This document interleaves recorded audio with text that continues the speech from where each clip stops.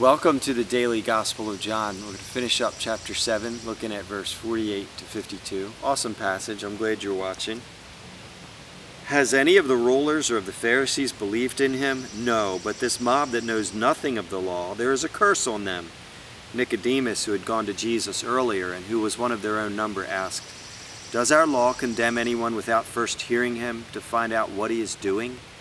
They replied, "Are you from Galilee too? Look into it, and you will find that a prophet does not come out of Galilee." Well, the Pharisees are ticked because the temple guards had come back. They hadn't arrested Jesus. They were enthralled with his teaching. They said, "No one has ever spoken like this man." And so they were pretty furious. They lash out at the mob. They refer to them as an ignorant rabble who doesn't know the law. Well, in lashing out at the mob like this, they're indicting themselves. These Pharisees, these rabbis, were charged with teaching the people the law. And so apparently they hadn't taught them so well by their own words. Now Nicodemus was one of their own. In fact, he was on the ruling council of the Sanhedrin, a prominent Israelite, spiritually, politically, in every way a leader. This is Nicodemus, who in John chapter 3 went to Jesus secretly at night, saying, "Rabbi, we see your mighty miracles. Obviously you are sent from God." And that's where Jesus said, unless a man is born from above, he cannot even see the kingdom of God. That you need a spiritual birth from within, Nicodemus. Even you, yes you, the spiritual leader. And so this is the same Nicodemus later now in John 7 who's saying to his fellow Pharisees and rulers, "Listen, our law states that you can't just throw a man or kill a man. You have to give him a trial. You have to hear him out and charge him in the proper way."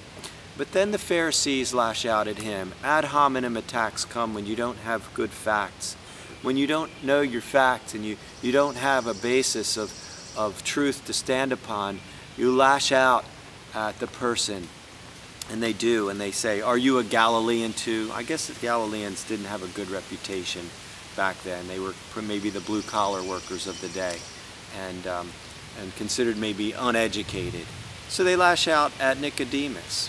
And then they speak a non-truth in stating that no prophet comes from Galilee. They said, "Look into it yourself. It is written, no prophet comes from Galilee." Well, actually, they're wrong. The prophet Jonah was from Galilee. And additionally, the prophet Isaiah honored Galilee in mentioning them, the Galileans, in their Isaiah 9 prophecy about Messiah. As it says in verse 2, "In the past he humbled the land of Zebulun and the land of Naphtali, but in the future he will honor Galilee of the Gentiles by way of the sea along the Jordan. The people walking in darkness have seen a great light. On those living in the land of the shadow of death, a light has dawned." And then it goes on to say, "For unto us a child is born, a son is given, and the government will be on his shoulders, and he will be called Wonderful, Counselor, Prince of Peace, Everlasting Father, Mighty God, and of the increase of his government there shall be no end." And that's a messianic prophecy. So they were wrong to attack the man instead of the rightness or wrongness of his statement, and wrong in their statement that no prophet would come out of Galilee. So we see the same thing in our world today. We see people chant their slogans and shout down that those who differ with them, when they can't find the words and the facts to disprove those who they disagree with, they'll shout them down with a slogan and they'll call them names. And that's a sad thing. It would be nice if we could just exchange the facts, and all of us are subject to being deceived by ourselves or others. So the issue shouldn't be name calling, but what is true? Where does the trail of facts lead us?